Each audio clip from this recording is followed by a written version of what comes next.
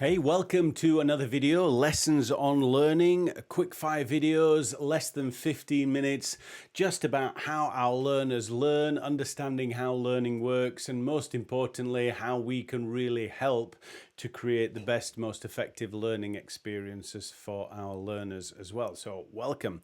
I got asked a question earlier, and it was from an educator, and they wanted to know, Chris, how do I stop my learners from feeling like the frustration and the struggle and the emotional frustration that they feel when they're not making progress or they're not getting through things as fast as they should?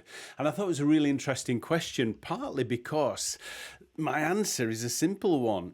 You can't, because I personally believe that that kind of struggle that our learners feel, that frustration about making progress, is actually a necessary part of the learning process. It's something that shows that our learners in the right place. You know, this whole thing about helping learners feel better and managing their emotions, it's great. We should definitely make our learners' experience as positive and as beneficial as possible. But we also need to let learners know that learning is a struggle. Learning is challenging. In fact, the whole nature of learning is to struggle through something until you find a solution, till you find a way through.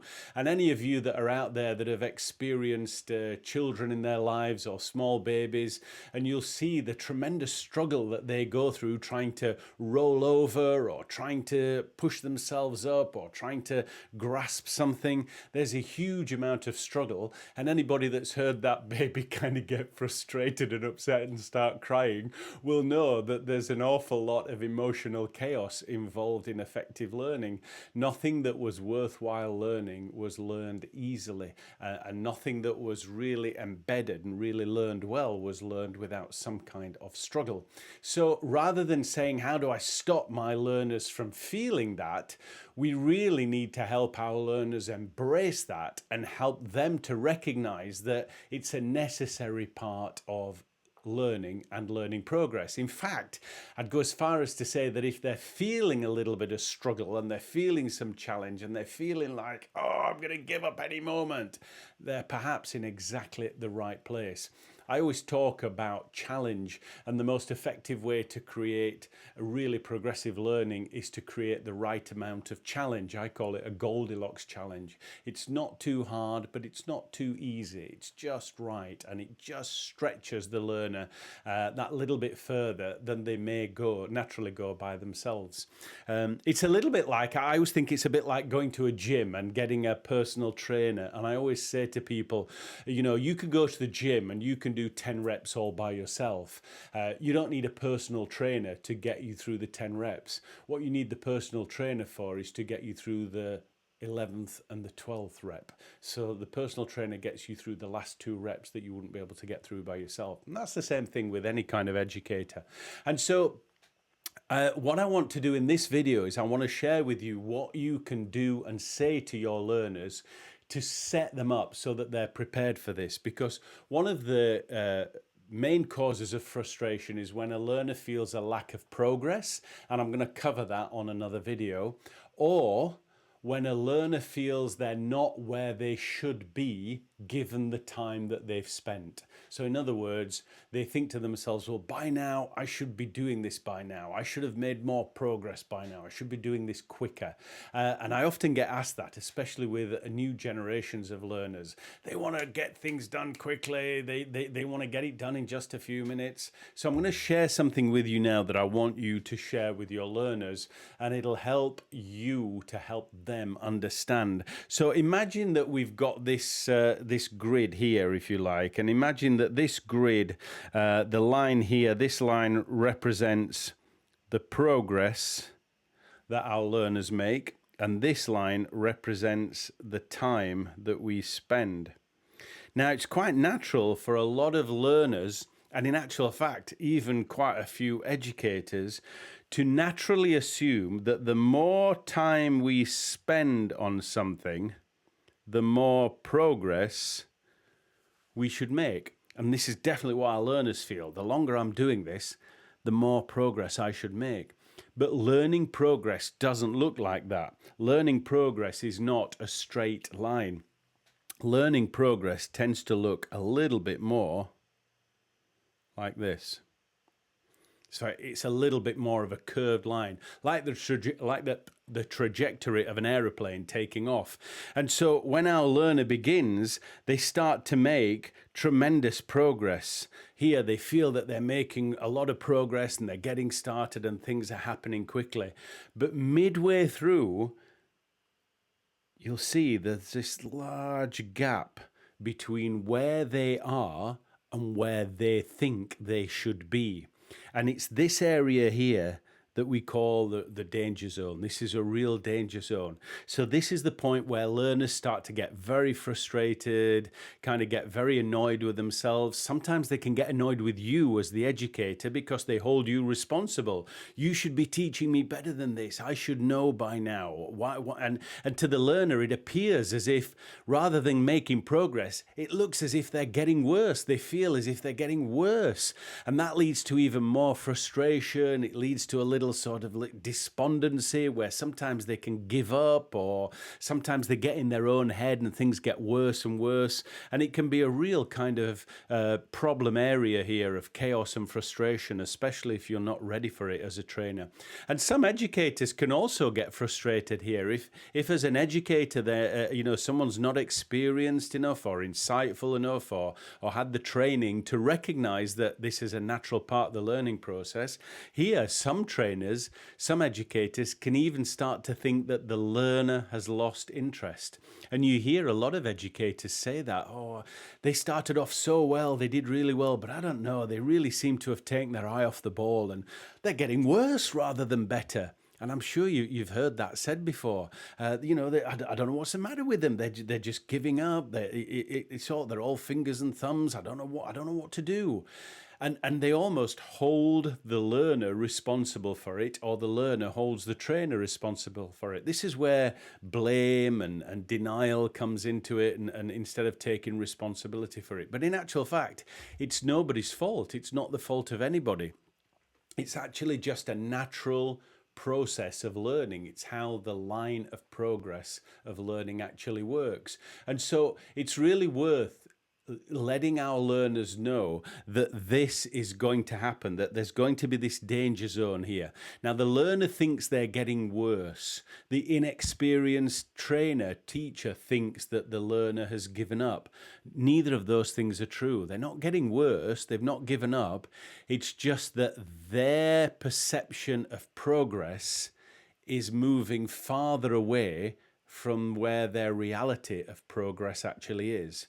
So they're just a lot further away from where they think they should be. Does that make sense?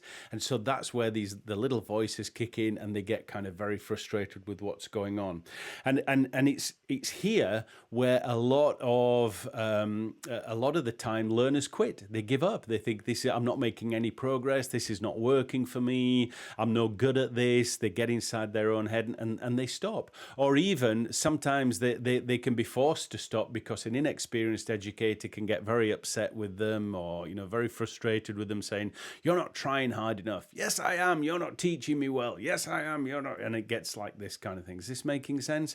And so it's worth pointing out, to the learner, keep going, because this is where it's at the most difficult. Because now at this point here, and this is what's, I don't know what's happened there. Let me try and get that back. There we are.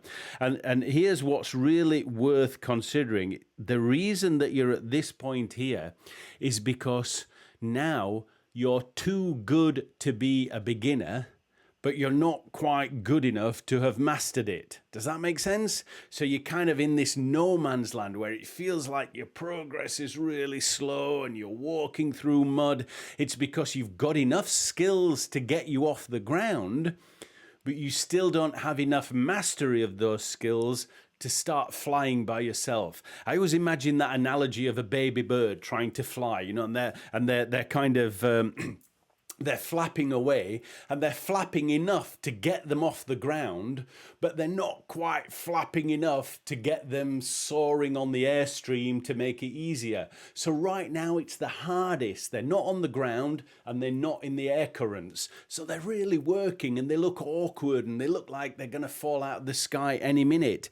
But what happens if they keep flapping, if the bird keeps moving, if the learner keeps working and the learner keeps practicing? What happens is that they start to then make more progress. That progress then starts to show, and just like the baby bird, they start to catch a current of air, they get into the jet stream, they begin to get more mastery of their skills, they start to develop a greater understanding, they problem solve, because what it is, you know, they've got a lot, the learner's got a lot of previous experience to draw on, so they can start to problem solve, they can start to figure things out for themselves. And hey, presto, suddenly their progress really seems to soar. And again, you hear this being talked about all the time, where an educator or a trainer will say, I don't know what happened. They've really turned a corner. I think it's just clicked into place, and now they're flying, they're away. They've really turned a corner. Or a learner will say, you know, something's happened and it's just all clicked into place. So that's what this is. It's kind of like this curved line of progress.